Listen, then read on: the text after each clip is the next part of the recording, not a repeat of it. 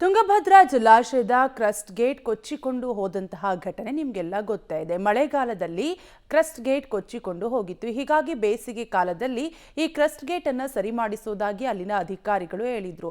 ಆದರೆ ಈಗಾಗಲೇ ಬೇಸಿಗೆ ಆರಂಭವಾಗಿದೆ. ಹೀಗಿದ್ರೂ ಗೇಟ್ ಬದಲಾವಣೆ ಬಗ್ಗೆ ಟಿಬಿ ಡ್ಯಾಂ ಅಧಿಕಾರಿಗಳು ಇನ್ನೂ ಕೂಡ ಯಾವುದೇ ರೀತಿಯಾದಂತಹ ಸರಿ ಮಾಡಿಸುವಂತೆ ಮಾತನಾಡ್ತಿಲ್ಲ. ಹಾಗಾದ್ರೆ ಈ ಕ್ರಸ್ಟ್ ಗೇಟ್ ಸರಿ ಮಾಡ್ತಾರಾ ಇಲ್ವಾ ಅನ್ನುವ ಕುರಿತ ಸ್ಟೋರಿ ಇಲ್ಲಿದೆ, ನೀವೇ ನೋಡಿ.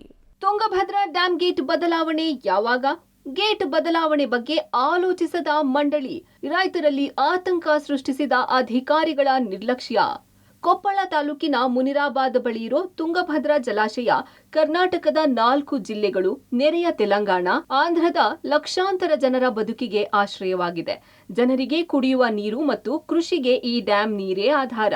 ಆದರೆ 2024 ಆಗಸ್ಟ್ 10ರಂದು ಡ್ಯಾಂನ 19ನೇ ಕ್ರಸ್ಟ್ ಗೇಟ್ ಕೊಚ್ಚಿಕೊಂಡು ಹೋಗಿತ್ತು. ಈ ವೇಳೆ ಅಪಾರ ಪ್ರಮಾಣದ ನೀರು ವ್ಯರ್ಥವಾಗಿ ನದಿಗೆ ಹರಿದು ಹೋಗಿತ್ತು.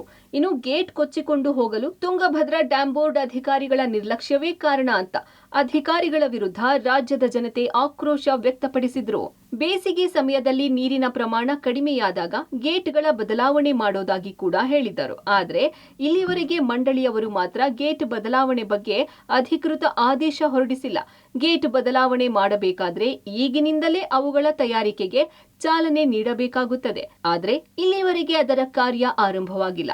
ಇದು ಇಲ್ಲಿನ ರೈತರ, ಸುತ್ತಮುತ್ತಲ ಗ್ರಾಮಸ್ಥರ ಆತಂಕಕ್ಕೆ ಕಾರಣವಾಗಿದೆ. ಇನ್ನು ಗೇಟ್ ದುರಸ್ತಿ ನಂತರ ರಾಜ್ಯ ಸರ್ಕಾರ ಕೂಡ ಗೇಟ್ ಬದಲಾವಣೆ ಮಾಡೋ ಬಗ್ಗೆ ಗಂಭೀರ ಚಿಂತನೆ ನಡೆಸಿದ್ದಾಗಿ ಹೇಳಿತ್ತು.